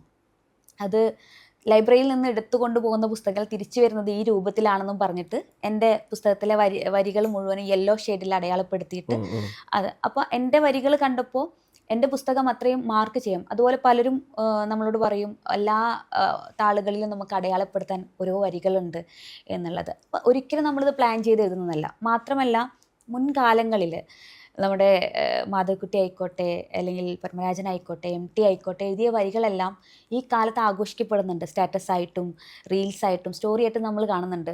ഒരിക്കലും ഇങ്ങനെ ഒരു ഇൻസ്റ്റഗ്രാം ഉണ്ടാവും, അതിലിങ്ങനെ ആഘോഷിക്കപ്പെടും എന്ന് കരുതിയിട്ടല്ല അത്രയും മനോഹരമായിട്ടുള്ള വരികൾ അവർ എഴുതിയിട്ടുള്ളത്. അപ്പം അതുപോലെ തന്നെയാണ് എല്ലാ എഴുത്തുകാരെന്ന് ഞാൻ വിശ്വസിക്കുന്നു. എൻ്റെ ഒപ്പം എഴുതുന്നൊരു അങ്ങനെ പ്ലാൻ ചെയ്ത് എഴുതിക്കഴിഞ്ഞാൽ അതിന് ആത്മാവ് നഷ്ടപ്പെട്ടു പോകും എന്നുള്ളതാണ്. അപ്പോൾ നമ്മുടെ ഉള്ളിൽ കഥയുണ്ടാവുക, കഥാപാത്രം ഉണ്ടാവുക, കഥാപരിസരങ്ങൾ ഉണ്ടാവുക, നമ്മളത് എഴുതുക. ഒട്ടും പ്ലാൻ ചെയ്യാതെ എഴുതിക്കഴിഞ്ഞാൽ അത് അത്രയും മനോഹരമാവും എന്നുള്ളതാണ്. പ്ലാൻ ചെയ്ത് എഴുതാൻ എനിക്ക് കഴിയില്ല. എഴുതിക്കഴിഞ്ഞാൽ നമ്മളെ കയ്യിൽ നിന്ന് അത് വിട്ടുപോകും എന്നുള്ളത് തന്നെയാണ്. അപ്പോൾ ഇത്തരത്തിലുള്ള ഹൈലൈറ്റ്സ് അത് ഉണ്ടാവും എന്നുള്ളത്, എടുത്ത് വായിക്കാൻ കഴിയുന്ന, മാർക്ക് ചെയ്യാൻ കഴിയുന്ന വരികൾ ഉണ്ടാവും എന്നുള്ളത് അത് കാണുമ്പോൾ ഒരു എഴുത്തുകാരി എന്നതിൽ ഭയങ്കര സന്തോഷം തോന്നാറുണ്ട്. ചിലപ്പോഴൊക്കെ ചില വരികൾ എഴുതുന്ന സമയത്ത് നമ്മൾ നോട്ട് ചെയ്യാത്ത വരികൾ, ഇപ്പോൾ മറുപുറത്തിലാണ് എനിക്കതിന് കൂടുതൽ എന്നെ അതിശയിപ്പിച്ചത്. കാരണം അരുമയെ പക്ഷി പ്രണയ പുസ്തകം മാത്രമായൊരു പുസ്തകമായിരുന്നു. പ്രണയത്തിൻ്റെ വരികൾ ആര് കണ്ടാലും ഒന്ന് പെട്ടെന്ന് നോട്ട് ചെയ്യും. പക്ഷെ മറുപുറത്തിൽ ജീവിതത്തെ സംബന്ധിച്ച ചില വരികൾ ഞാൻ എഴുതിപ്പോയതാണ്.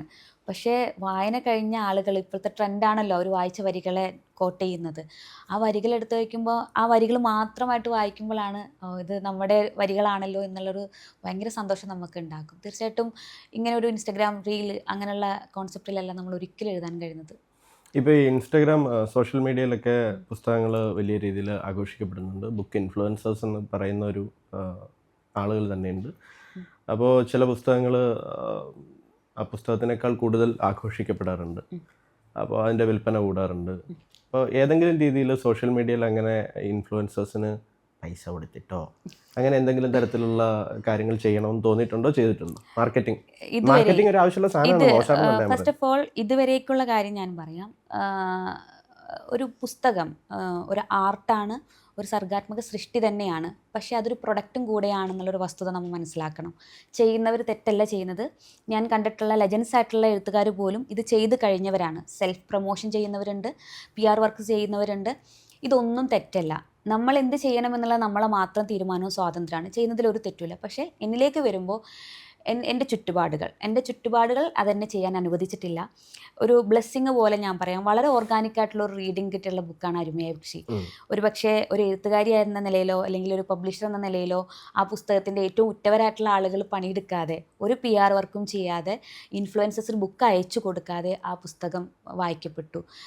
എനിക്ക് തോന്നുന്നു ഞാൻ ഇന്ന് ഈ കാലം വരെ സുഹൃത്തുക്കളായ 1-2 പേർക്ക്, അതുപോലെ ബുക്ക് വാങ്ങാൻ പൈസ ഇല്ല എന്ന് പറഞ്ഞിട്ടുള്ള 2-3 കുട്ടികൾക്ക് ലൈബ്രറി ആവശ്യങ്ങൾ, ഈ പറഞ്ഞ ഒരു ക്യാൻസർ സെൻറ്ററിലെ ലൈബ്രറിക്ക് ആവശ്യത്തിനായിട്ട് ഇത്തരത്തിലുള്ള ആളുകൾക്ക് മാത്രമേ പൈസ ഇല്ലാതെ ഞാൻ പുസ്തകം അയച്ചു കൊടുത്തിട്ടുള്ളൂ. അതിനപ്പുറത്തേക്ക് ഓഡിയോസ്കോപ്പി പോലും മടിയുണ്ടായിട്ടല്ല, അങ്ങനെ ഒരു നീഡ് ഞാൻ അങ്ങനെ ചെയ്തിട്ടില്ല. അത് തെറ്റാണെന്നല്ല, ചെയ്തിട്ടില്ല. അപ്പോൾ അതിൻ്റെ ഒരു വലിയ സന്തോഷമുണ്ട്. അതായത് ഒരു എഴുത്തുകാരി വരുന്നു, ഇന്ന് എന്നോടൊപ്പം നിൽക്കുന്ന പലരും ഈ PR വർക്കും അല്ലെങ്കിൽ സെൽഫ് പ്രൊമോഷനൊക്കെ ചെയ്തിട്ട് വളരെ ഹെൽത്തി ആയിട്ടുള്ള വായന കിട്ടിയിട്ടുള്ള ആളുകളാണ്. പക്ഷേ എൻ്റെ സാഹചര്യം എന്നെ അതിന് അനുവദിച്ചിട്ടില്ല. എങ്കിൽ പോലും ആ പുസ്തകത്തിൻ്റെതായ ഒരു ജീവനിൽ ഒരു ഓർഗാനിക് ഗ്രോത്ത്, അതൊരു ഹെൽത്തി ഗ്രോത്ത് ആണെന്ന് ഞാൻ വിചാരിക്കുന്നുണ്ട്. വലിയൊരു ഹൈ ഗ്രോത്ത് ഒന്നും അതിനുണ്ടായിട്ടില്ല. പക്ഷെ എല്ലാ ദിവസവും എന്നെ സന്തോഷിപ്പിക്കുന്ന രീതിയിലുള്ള വായന നടക്കുന്നുണ്ട്. വായനക്കാർ മെസ്സേജ് അയക്കുന്നുണ്ട്. ഒരു ദിവസം ഒരു പുതിയ ആളെയെങ്കിലും എനിക്ക് അരുമയെ പക്ഷി നൽകുന്നുണ്ട് എന്നുള്ളതാണ്.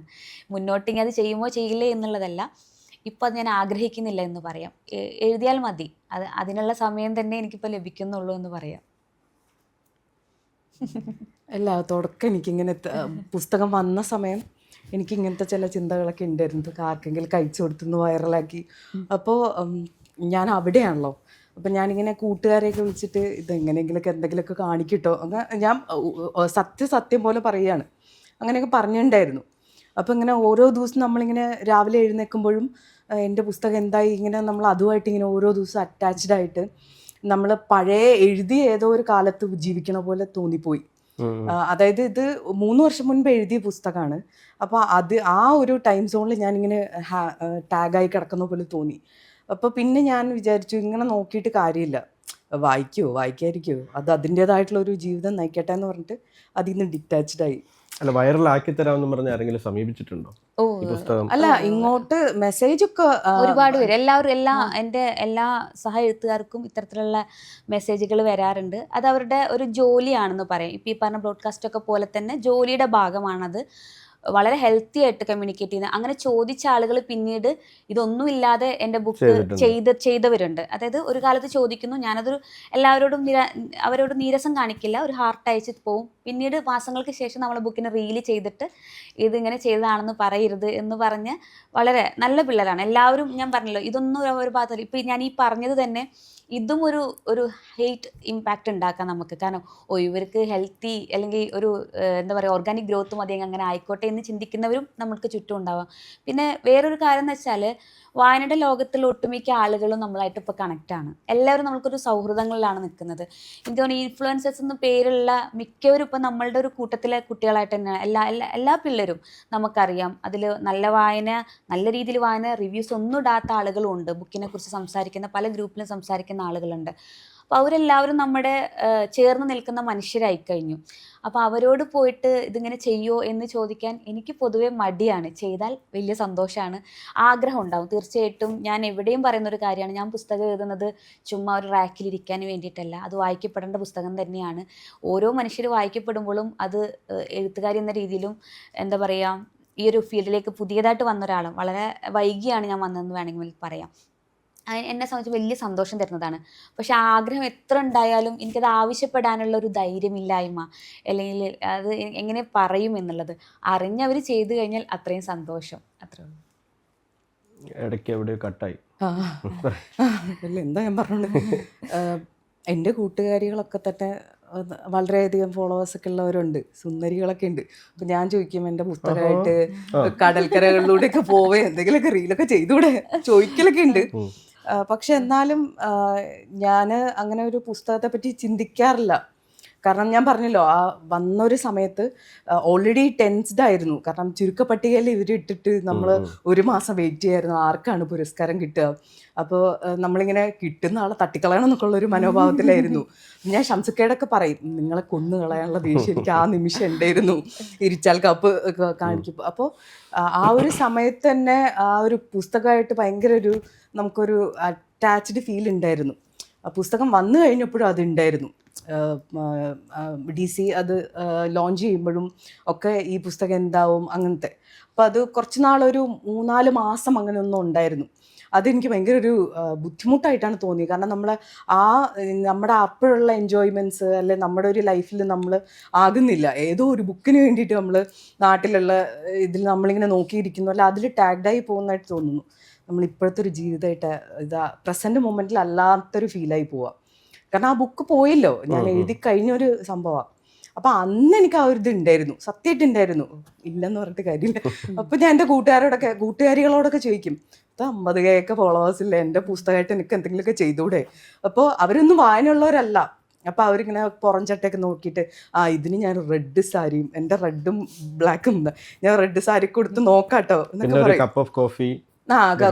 കുപ്പികളൊക്കെ ഇങ്ങനെ ഇട്ട് അപ്പം ഞാൻ പറ അങ്ങനത്തെ കണ്ടന്റ് ഒന്നും അല്ല അതിൻ്റെ അകത്തുള്ളത്, നീ അങ്ങനെ മയിൽപ്പീലിയൊക്കെ വെച്ചിട്ട് അങ്ങനെയൊക്കെ ചെയ്യല്ലേ. പിന്നെ എനിക്ക് മനസ്സിലായി അതിൽ ഇപ്പം ഞാൻ അങ്ങനെ അതിലിങ്ങനെ ടാഗ്ഡ് ആയിരുന്നിട്ട് കാര്യമില്ല. ഞാൻ മൂവണായി, പുസ്തകത്തിൽ നിന്ന് മൂവണായി. ഓക്കെ, എഴുത്തുകാരൻ ജീവിക്കുന്ന അല്ലെങ്കിൽ എഴുത്തുകാരൻ്റെ നിലനിൽപ്പ് എന്ന് പറയുന്നത് വായനക്കാർ ഉള്ളത് കൊണ്ടാണ്, അല്ലെങ്കിൽ വായനക്കാർ വേണം. നമ്മുടെ കാലത്തെ വായനയെ എങ്ങനെയാണ് മനസ്സിലാക്കുന്നത്? നമ്മുടെ കാലത്തൊന്നല്ല, പുതിയ ജനറേഷൻ വായിക്കുന്നതിനെ നിങ്ങൾ എങ്ങനെയാണ് നോക്കിക്കാണുന്നത്? അവർ വായിക്കുന്നുണ്ടോ? എന്താണ് അവർ വായിക്കുന്നത്? ഗംഭീരമായി വായിക്കുന്നുണ്ട്. കാരണം എൻ്റെ ഒരു സ്കൂൾ ടൈമിലൊക്കെ വായന മരിച്ച് ആ ഒരു കാലഘട്ടമായിരുന്നു.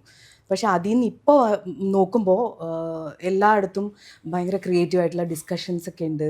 ഇപ്പം ഞാൻ എൻ്റെ കേംബ്രിഡ്ജിലാണെങ്കിലും ഈ ബാനു മുഷ്താഖിന് ബുക്കർ കിട്ടുമ്പോൾ ഞങ്ങളുണ്ട്. അപ്പം ഞങ്ങൾ വൈകുന്നേരമൊക്കെ അവിടുത്തെ ഇംഗ്ലീഷുകാർ, ഐറിഷുകാരൊക്കെ ഈ ഹാർട്ട് ലാമ്പിനെ കുറിച്ച് സംസാരിക്കുക.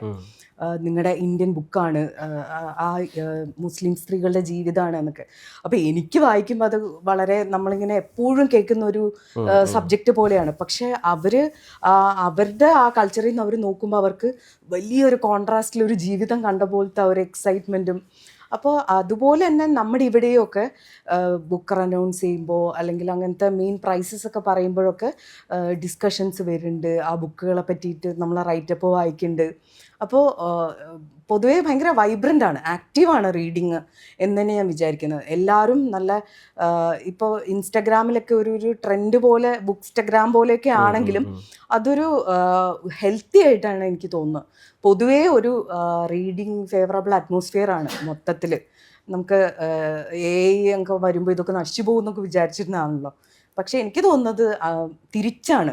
വളരെ ഗംഭീരമായ ബുക്കുകൾ ഇപ്പോൾ തിരിച്ചു വന്നുകൊണ്ടിരിക്കുക. ആ ഒരു റീഡിങ് സെൻസിലൊക്കെ ആളുകൾ വരുന്നുണ്ട്. ജിസ്മയുടെ പുസ്തകം വായിച്ചിട്ട് മെസ്സേജ് അയച്ചിട്ടുള്ള ഏറ്റവും പ്രായം കുറഞ്ഞ മനുഷ്യൻ ആരായിരിക്കും? പ്രായം കുറഞ്ഞത് ഏറ്റവും ചെറിയ കുട്ടി? എൻ്റെ ഒരു സുഹൃത്ത് ഒരു പെൺകുട്ടിക്ക് പുസ്തകം അയച്ചു കൊടുക്കാൻ പറഞ്ഞിട്ട്, പ്രായം എനിക്കറിയില്ല, ഐ തിങ്ക് ഒരു 10 വയസ്സ് ഒരു കുട്ടി ഉണ്ടായിരുന്നു. അത്യാവശ്യം വായനയുള്ള ഒരു കുഞ്ഞാണ്. ഞാൻ അധികം ചാറ്റൊന്നും ചെയ്തിട്ടില്ല. പക്ഷേ എൻ്റെ ഒരു സുഹൃത്ത് വഴി ഈ കുട്ടി നന്നായി വായിക്കും, ഈ കുട്ടിക്ക് ഒരു സിഗ്നേച്ചറോടുകൂടെ പുസ്തകം അയച്ചു കൊടുക്കണം എന്ന് പറഞ്ഞിട്ട്, അദ്ദേഹം ഒരു എഴുത്തുകാരൻ തന്നെയാണ്. അപ്പോൾ അങ്ങനെ എനിക്ക് പുസ്തകത്തിൻ്റെ പേര് ഓർമ്മയില്ല, അദ്ദേഹത്തിൻ്റെ പുസ്തകത്തിൻ്റെ പേര് എനിക്ക് ഓർമ്മയില്ല. അപ്പോൾ ആൾ പറഞ്ഞിട്ട് നന്നായി വായിക്കുമെന്ന് പറഞ്ഞൊരു മോൾക്ക് ഞാൻ പുസ്തകം ഇങ്ങനെ അയച്ചു കൊടുത്തിട്ടുണ്ട്. അവൾ വായിച്ച് എനിക്കൊരു വോയിസ് മെസ്സേജാണ് അയച്ചത്, എനിക്ക് വായിച്ചു ഇഷ്ടപ്പെട്ടു എന്ന് പറഞ്ഞിട്ട്. ഒരു 10 വയസ്സ് 15 വയസ്സിനുള്ളിലുള്ള ഒരു കുട്ടിയാണ്. ഒരു 20 വയസ്സിന് താഴെയൊക്കെയുള്ള കുട്ടികളിൽ നിന്ന് കിട്ടുന്ന റെസ്പോൺസ് എന്താണ്? ഒരു മിക്സഡ് ഇമോഷനാണ്. ഇപ്പോൾ പ്രായം അങ്ങനെ നോക്കാറില്ല. എല്ലാവരും പ്രണയത്തെക്കുറിച്ച്, എനിക്കതിൽ പറയാൻ ആഗ്രഹം തോന്നുന്നൊരു കാര്യം ഞാൻ എല്ലായിടത്തും പറയാറുള്ളതാണ്. അതിനുശേഷവും അതിന് മുമ്പും പലതരത്തിലുള്ള അഭിപ്രായങ്ങൾ വന്നിട്ടുണ്ടെങ്കിലും ഒരു ടീച്ചർ എന്നെ വിളിച്ചിട്ട് എനിക്ക് മോളെ ഒന്ന് കാണണം, എൻ്റെ മകളുടെ പ്രായമേ ഉള്ളൂ നിനക്ക്. ആ ടീച്ചർ ഇപ്പോൾ ഒരു റിട്ടയർഡായി. അപ്പോൾ ആ ടീച്ചർ എന്നെ കാണുന്നുണ്ട്, മോളെ എനിക്ക് നിന്നെ ഒന്ന് കാണണം. കുഴപ്പമില്ല, അടിക്കാനായിരുന്നില്ല.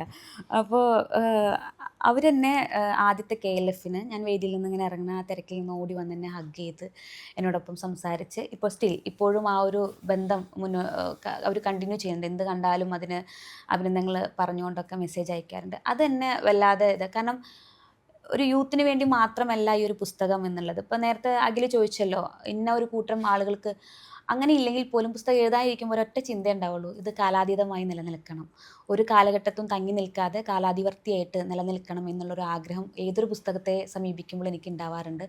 അപ്പോൾ പ്രായഭേദമന്യേ വായിക്കപ്പെടാനുള്ള, കാലാതിവൃത്തിയായിട്ട് നിൽക്കാനുള്ള ഒരു അറ്റാച്ച്മെൻറ്റ് എഴുതുന്ന പുസ്തകങ്ങൾക്ക് ഉണ്ടാവണമെന്ന് മാത്രമേ ചിന്തിക്കാറുള്ളൂ.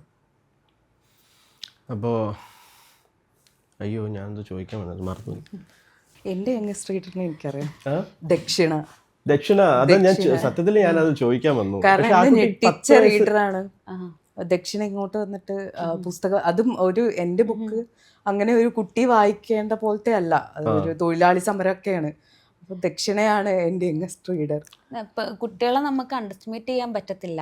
ഇപ്പോൾ എൻ്റെ കുഞ്ഞുങ്ങളിപ്പോൾ എൻ്റെ മൂത്ത മകൻ 10th പഠിക്കുന്നത്, രണ്ടാമത്തെ 9th, മൂന്നാമത്തെ മോൻ 6th പഠിക്കുന്നു. അപ്പോൾ ഇവരുടെ ഒക്കെ കൂടെ ഇന്ന് സംസാരിക്കുമ്പോൾ അവരൊക്കെ കമ്മ്യൂണിക്കേറ്റ് ചെയ്യുന്നൊരു രീതിയുണ്ട്, അവർ സംസാരിക്കുന്ന സബ്ജക്റ്റുകളുണ്ട്. ഇപ്പോൾ മൂത്ത മകൻ മലയാളം വായിക്കാൻ അറിയാത്ത, മലയാളം ഫ്രഞ്ചാണ് അവൻ്റെ ലാംഗ്വേജ്, അവൻ ആ രീതിയിൽ പോകുന്നു. അപ്പോൾ ഞാൻ പറയും, എൻ്റെ നോവലുകൾ നിനക്ക് വായിക്കണ്ടേ, നിനക്ക് മലയാളം അറിയണ്ടെന്ന് ചോദിക്കുമ്പോൾ അവൻ ട്രാൻസ്ലേറ്റ് ചെയ്യുന്ന സമയത്ത് ഞാൻ വായിക്കാം എന്നവൻ പറയും. അതേപോലെ രണ്ടാമത്തെ മകൻ എന്നോട് പറഞ്ഞിട്ടുള്ളൊരു കാര്യം, ഒരിക്കൽ വന്നിട്ട് ഉമ്മയെ കണ്ട വിമലയെ പോലെയുണ്ട്. ഞാൻ ചോദിക്കാം, മഞ്ഞിലെ വിമലയെ പോലെ. അപ്പോൾ ടീച്ചർ അന്ന് ക്ലാസ്സിലെടുത്ത ഒരു ഭാഗമാണ് മഞ്ഞിലെ ഒരു ഭാഗം. അപ്പോൾ രണ്ടാമത്തെ മകൻ ആ രീതിയിലാണ് പോകുന്നത്. അപ്പോൾ അത്തരത്തിൽ നമ്മൾ പോകുന്ന രീതിയിലും അല്ലാത്ത രീതിയിലും നമ്മൾ പോകാൻ ആഗ്രഹിച്ച രീതിയിലും ഒക്കെ ഇന്നത്തെ ജനറേഷൻ പോകുന്നുണ്ട്. മഞ്ഞിലെ വിമല എൻ്റെ മനസ്സിലൊരു ജലജയുടെ രൂപമായിരുന്നു. മാറ്റണ്ട, എൻ്റെ മനസ്സിൽ ഇങ്ങനെ ഇരുന്നോട്ടെ. ഇപ്പോൾ ആദ്യത്തെ നോവൽ തൊട്ട് എപ്പോഴെങ്കിലും എഴുതിയിട്ട് ഒരു ഭാഗം ഇത് പബ്ലിഷ് ചെയ്യേണ്ട, അതായത് എഡിറ്റിങ്ങിൽ ഒഴിവാക്കുന്നതിനപ്പുറത്തേക്ക് ഇത് വലിയ പ്രശ്നമാവും, മാറ്റിയേക്കാം എന്ന് വിചാരിച്ചിട്ടുള്ള ഏതെങ്കിലും ഭാഗങ്ങൾ ഉണ്ടായിട്ടുണ്ടോ? എന്തുകൊണ്ട് ഒഴിവാക്കി? നോവലുകളിൽ ഇതുവരെ ഉണ്ടായിട്ടില്ല. ഞാൻ ഒരു പുസ്തകം എഴുതി കഴിഞ്ഞ് കഴിഞ്ഞാൽ ഒരുപാട് തവണ എഡിറ്റ് ചെയ്യുന്ന ഒരാളാണ്. ഒരു വായനക്കാരിയാവും, ഒരേ സമയം എഡിറ്ററാവും, എഴുത്തുകാരിയാവും. അതുകൊണ്ട് തന്നെ 3 പുസ്തകവും പോയിട്ട് ഇതുവരെ ഒരു വരി പോലും കട്ട് ചെയ്ത് കളയേണ്ട ഒരവസ്ഥ ഉണ്ടായിട്ടില്ല. അത്രയും നമ്മൾ ബ്രീഫാക്കിയിട്ടാണ് സബ്മിറ്റ് ചെയ്യുന്നത്. എന്നെ അത്രയും തൃപ്തിപ്പെടുത്തിയാൽ എനിക്കത് സബ്മിറ്റ് ചെയ്യാൻ തോന്നുള്ളൂ എന്നുള്ളതാണ്. ചെറുകഥകൾ എഴുതാൻ തുടങ്ങിയപ്പോൾ എഴുതി കഴിയുമ്പോൾ എനിക്ക് ചില ഭാഗങ്ങൾ അത് കോംപ്രമൈസ് ചെയ്യാൻ വലിയ ബുദ്ധിമുട്ടാണ്. കാരണം എഴുതുന്ന സമയത്ത് ഞാൻ ആരെയും ഭയക്കാറില്ല എന്നുള്ളതുപോലെ തന്നെ വായിക്കുന്ന സമയത്ത് പലരെയും ഭയന്നു പോകുന്നൊരവസ്ഥ ഉണ്ടാകുന്നുണ്ട്. അതിൻ്റെ ചുറ്റുപാടുകളാണ്. കുറച്ചുകൂടെ കഴിയട്ടെ എന്നുള്ള ഒരു തോന്നലുണ്ടാവാറുണ്ട്. എൻ്റെ ചില കാര്യങ്ങളെ, എൻ്റെ നിലപാടുകളെ, അല്ലെങ്കിൽ എനിക്ക് പറയാനുള്ള ശബ്ദങ്ങളെ പുറത്ത് ആളുകളിലേക്ക് എത്തിക്കാൻ കുറച്ച് ദൂരം കൂടെ യാത്ര ചെയ്യണം എന്നുള്ളൊരു തോന്നലിൽ നിന്ന് ചില കാര്യങ്ങൾ വളരെ അത് പിന്നെ ഒരു കട്ടിങ് വന്നത് ഒരു കൂട്ടം മനുഷ്യരെ ഇന്നത്തെ കാലത്ത് ആ ഒരു വരി ഞാൻ കട്ട് ചെയ്തില്ലെങ്കിൽ അത് ഒരുപാട് മനുഷ്യർ എൻജോയ് ചെയ്യുന്നൊരു കാര്യമാണ്. പക്ഷേ ഒരു കൂട്ടം ആളുകൾ വേദനിക്കുന്നൊരു കാര്യമാണ്. അപ്പോൾ ഞാൻ അവിടെ ചിന്തിച്ചത് എനിക്ക് മനുഷ്യരെ സന്തോഷിപ്പിക്കുന്നതിനേക്കാൾ ഇമ്പോർട്ടൻസ് ഒരു മനുഷ്യനെ വേദനിപ്പിക്കാതിരിക്കുന്നതിലാണ്. ഒരു മനുഷ്യനെ മറ്റുള്ളവരെ സന്തോഷിപ്പിക്കുന്നതിനേക്കാൾ ഞാൻ മുൻഗണന കൊടുക്കുന്നത് മറ്റുള്ള മനുഷ്യരെ വേദനിപ്പിക്കാതിരിക്കുന്നതിലാണ്. പുസ്തകത്തിൽ ഒരുപാട് വേദനയുണ്ട്. അല്ല, അങ്ങനെയല്ല. നമ്മൾ ഹനിക്കുക, ഒരു വ്യക്തിയെ ഹനിക്കരുത് എന്നുള്ളൊരു തീരുമാനമുള്ള ഒരാളാണ്. അപ്പോൾ ആ വരി ഒരുപാട് മനുഷ്യരെ ചിലപ്പോൾ ആസ്വദിപ്പിക്കാം. പക്ഷെ ആ വരി കുറച്ചെങ്കിലും മനുഷ്യരെ വേദനിപ്പിക്കാൻ സാധ്യതയുണ്ട് എന്നുള്ളത് വന്നപ്പോൾ ഞാനൊരു വരി എൻ്റെ ചെറുകഥയിൽ നിന്ന് വെട്ടി മാറ്റേണ്ടി വന്നിട്ടുണ്ട്. പിന്നെ ഉള്ളത് ഈ പറഞ്ഞ പോലെ ഇപ്പോഴല്ല, ഇനിയും പറയാൻ സമയമുണ്ട്, കുറച്ച് കാലം യാത്ര ചെയ്തിട്ട് ആ കാര്യം പറഞ്ഞാൽ മതി എന്നുള്ളൊരു തോന്നൽ വെട്ടിക്കളയാറുണ്ട്. അത് ചെറുകഥയിൽ മാത്രമേ അങ്ങനെ സംഭവിച്ചിട്ടുള്ളൂ, അല്ലാതെ സംഭവിച്ചിട്ടില്ല. പിന്നെ ചില നമ്മുടെ ചിന്തകൾ പുറത്തു പോയി പറയുമ്പോൾ സോഷ്യൽ മീഡിയ ഇന്ന് നമുക്ക് എന്തും പറയാൻ പറ്റുന്ന, ഇപ്പോൾ ഇന്നലെ എന്നൊരു പരിപാടിയിൽ ചോദിച്ചൊരു ചോദ്യം, നമുക്ക് നമ്മുടെ നിലപാടുകൾ പറയാൻ എത്രമാത്രം സ്വാതന്ത്ര്യമുണ്ട് എന്നുള്ളൊരു ചോദ്യം. നമുക്ക് സ്വാതന്ത്ര്യമുണ്ട്, 100% സ്വാതന്ത്ര്യം നമുക്കുണ്ട്. പക്ഷേ അത് ഏതൊക്കെ രീതിയിൽ ഇന്ന് ആംഗിൾ ചെയ്യപ്പെടും എന്നുള്ളൊരു ചിന്ത നമുക്ക് വേണം. ഒരു വീടിനുള്ളിൽ ജീവിക്കുന്ന, ചുറ്റുപാടുകളിൽ ഒതുങ്ങി ജീവിക്കുന്ന ഒരാളെന്ന രീതിയിൽ എനിക്ക് കുറച്ച് ചിന്തകൾ ഇത്തിരി കൂടുതലുള്ള ഒരാളാണ്. അപ്പോൾ അങ്ങനെയുള്ള നിലപാടുകളും നമ്മുടെ അഭിപ്രായങ്ങളും പറയാൻ ഞാൻ ചിലപ്പോൾ ഇത്തിരി ശ്രദ്ധാപൂർവ്വം ഞാൻ പല ഇൻ്റർവ്യൂകൾക്ക് പോകുമ്പോൾ ഞാൻ പറയും, എൻ്റെ പേഴ്സണൽ കാര്യങ്ങൾ എന്നെ ചോദിക്കാതിരിക്കൂ എന്നൊക്കെ പറയുന്ന ഒരാളാണ് ഞാൻ. അതെന്തുകൊണ്ടാണെന്ന് വെച്ചാൽ സമാധാനമാണ് അൾട്ടിമേറ്റ്. എല്ലാത്തിൻ്റെ അവസാനം എനിക്ക് സമാധാനമായിട്ട് ഉറങ്ങണം എന്നുള്ളതാണ്. അപ്പോൾ കൂടുതൽ കോൺട്രവേഴ്സിയിലേക്ക് പോവാതിരിക്കാൻ, ഏറ്റവും സ്വസ്ഥമായിരിക്കാൻ വേണ്ടി അങ്ങനെയുള്ള ശ്രമങ്ങൾ ഉണ്ടാവാറുണ്ട്. അപ്പോൾ ഇതേപോലൊരു ചർച്ചയിൽ പോയപ്പോഴാണ് അവിടെ ഞാൻ ഒരു കൂട്ടം ആളുകൾക്ക് വേണ്ടി സംസാരിച്ചു. മനുഷ്യരെന്നാണ് തുടങ്ങേണ്ടത്, പക്ഷെ ഞാനവിടെ സ്ത്രീ എന്ന് തുടങ്ങി. സ്ത്രീയും പുരുഷനും എന്ന് പറഞ്ഞ് ഞാനത് യോജിപ്പിച്ച് മനുഷ്യരെന്ന് പറഞ്ഞാൽ മതിയായിരുന്നു. പക്ഷെ സ്ത്രീ എന്ന് പറഞ്ഞപ്പോഴേക്കും മുന്നിലുള്ള ആളുകളെല്ലാം നമ്മളെ എന്താ പറയുക, ഈ സോഷ്യൽ മീഡിയയിൽ ഒരു വാക്ക് പറഞ്ഞാൽ എയറിൽ കയറ്റി എന്ന് പറയാം. നമ്മൾക്കത് കമ്മ്യൂണിക്കേറ്റ് ചെയ്യാൻ പറ്റിയില്ല. ഇപ്പോൾ നമ്മൾ പല ഇൻ്റർവ്യൂസിലെയും വാലും തുമ്പും ഇല്ലാത്ത സാധനങ്ങൾ കേൾക്കുന്ന പോലെ നമുക്കത് കമ്മ്യൂണിക്കേറ്റ് ചെയ്യാൻ പറ്റാത്ത അവസ്ഥ വരും. അപ്പോൾ എൻ്റെ ചിന്തകൾ ഇനിയിപ്പോൾ ആരൊക്കെ ക്രോസ് ചെയ്താലും എനിക്ക് കുറച്ച് രീതികളുണ്ട്. ആ രീതികളിൽ നിന്ന് ഞാൻ മാറില്ല എന്നുള്ളതാണ്. ഇപ്പോൾ നമ്മൾ ദൈവത്തിനെ വിശ്വസിക്കുന്നു എന്നുള്ളതില്ല, നമുക്കൊരു ലീഡർഷിപ്പ് ഉണ്ട്. ഇപ്പോൾ കരമസോ ബ്രദേഴ്സിലെ ഒരു പ്രശസ്തമായൊരു ഭാഗമുണ്ട്, നമ്മുടെ ഇവാൻ അലോഷിയോട് പറയുന്ന ദ ഗ്രേറ്റ് ഇൻക്വസ്റ്റർ എന്ന് പറയുന്നൊരു പ്രശസ്തമായ ഭാഗത്തിലൊരു വരിയുണ്ട്.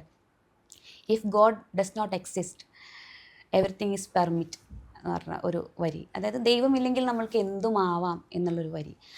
ആ ഒരു കോൺസെപ്റ്റിൽ ചിന്തിക്കാൻ കഴിയാത്ത ഒരാളാണ് ഞാൻ. നമുക്കൊരു ലീഡർഷിപ്പ് ഉണ്ട്, അത് ദൈവമെന്നും നമ്മൾ പേരിടണ്ട, ഒരു ശക്തിയുണ്ട് നമുക്ക്. ആ ഒരു ശക്തിയിൽ നമ്മൾ നിലനിൽക്കുമ്പോൾ എല്ലാത്തിനും ഒരു പേടി ഉണ്ടാവും നമ്മൾക്ക് ചെയ്യാൻ. ആ ഒരു പേടി നമ്മൾക്ക് എപ്പോഴും വേണം. അത് മറ്റുള്ളവരോട് കാണിക്കുന്ന നീതിക്ക് വേണ്ടി നമുക്ക് ആ ഒരു പേടി ഉണ്ടാവണത് നല്ലതാണെന്ന് തോന്നിയിട്ടുണ്ട്. അപ്പോൾ ഈ പറയുന്ന പോലെ സോഷ്യൽ മീഡിയ ആണെങ്കിലും മറ്റുള്ള അല്ലാതെ എൻ്റെ കാര്യങ്ങൾ പറയാൻ ഒരു പരുവപ്പെടുത്തിയിട്ട് ഞാൻ പുറത്തേക്ക് എന്തും പറയാറുള്ളൂ. വെട്ടിക്കളഞ്ഞിട്ടുണ്ടോ എന്നുള്ള ചോദ്യത്തിന് വെട്ടിച്ചുരുക്കിയൊരു മറുപടി.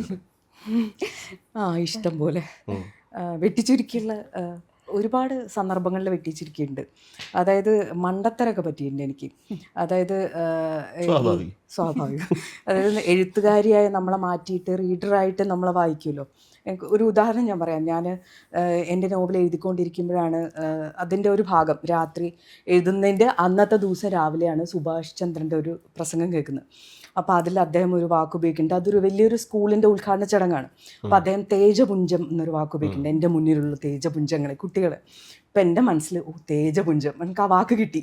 അപ്പം ഞാൻ ഇന്ന് ഇതെനിക്ക് എവിടെയെങ്കിലും ഇടണം, എൻ്റെ നോവലിൽ ഒരു തേജപുഞ്ചം ഞാൻ ഇട്ടിരിക്കും എന്നൊക്കെ വിചാരിച്ച് ഞാൻ രാത്രി എഴുതുക. അപ്പം ഞാൻ ഏതോ ഒരു എപ്പിസോഡ് എഴുതിക്കൊണ്ടിരിക്കുക, തലയിൽ ഇങ്ങനെ അദ്ദേഹത്തിൻ്റെ ഒച്ച അറിയാലോ ഘനകാം, അപ്പോൾ തലയിൽ ഇങ്ങനെ തേജപുഞ്ചം തേജപുഞ്ചം. അപ്പം ഞാൻ ഇട്ടു, എവിടെയോ കൊണ്ട് തേജപുഞ്ചം ഇട്ടു. പിറ്റേ ദിവസം രാവിലെ നമ്മൾ അതിൻ്റെ ഹാങ് ഓവറൊക്കെ മാറി ഇത് വായിക്കുകയാണ്. അപ്പം നോക്കുമ്പോൾ ഇരുട്ട്, കൊറോണ, ആകെ നശിച്ച് ഡാർക്കായ ഒരു അറ്റ്മോസ്ഫിയറിൽ ഒരു തേജപുഞ്ചം. ഈ കാളവണ്ടിയിലൊക്കെ പുഷ് ബാക്ക് സീറ്റ് വെച്ച പോലെ കിടക്കുകയാണ് എൻ്റെ തേജപുഞ്ചം. അപ്പോൾ സ്വാഭാവികമായിട്ട് അങ്ങനെയൊക്കെയുള്ള നമ്മൾ ഒരാളെ എഴുതിക്കൊണ്ടിരിക്കുമ്പോൾ വായിക്കുന്ന ഒരാൾ നമ്മളെ ഇൻഫ്ലുവൻസ് ചെയ്യും. അങ്ങനെയൊക്കെ കുറേ എഡിറ്റ് ചെയ്ത് പോലുണ്ട്. പിന്നെ രാഷ്ട്രീയമായിട്ടൊക്കെ ഇതേറിപ്പോവും എന്നൊക്കെ ഉള്ളതൊക്കെ. പിന്നെ കുറേ ഇൻറ്റിമേറ്റായൊക്കെ എഴുതിയിട്ടുണ്ട് ആദ്യം. ഒരു സ്ത്രീപക്ഷ രീതിയിൽ ഒരു ഫിസിക്കൽ എക്സ്പ്ലോറേഷൻ പോലെയൊക്കെ എഴുതിയിട്ടുണ്ട്. അതൊക്കെ നന്നായി കട്ട് ഷോട്ട് ചെയ്തിട്ടുണ്ട് ഞാൻ. അങ്ങനെയൊക്കെ എഡിറ്റിംഗ് എപ്പോഴും ഉണ്ടാവാറുണ്ട്. നമ്മുടെ ഫസ്റ്റ് ഡ്രാഫ്റ്റും ഫൈനൽ ഡ്രാഫ്റ്റും തമ്മിൽ ഒരു ബന്ധം ഉണ്ടാവില്ല, അത്രമാത്രം അത് വ്യത്യസ്തമായിരിക്കും. ചിത്രങ്ങൾ, നോവലുകൾ, കഥകൾ, അങ്ങനെ ഒരുപാട് കൃതികൾ ഇനി മലയാളത്തിൽ നിങ്ങളുടേതായിട്ടുണ്ടാവട്ടെ. നന്ദി.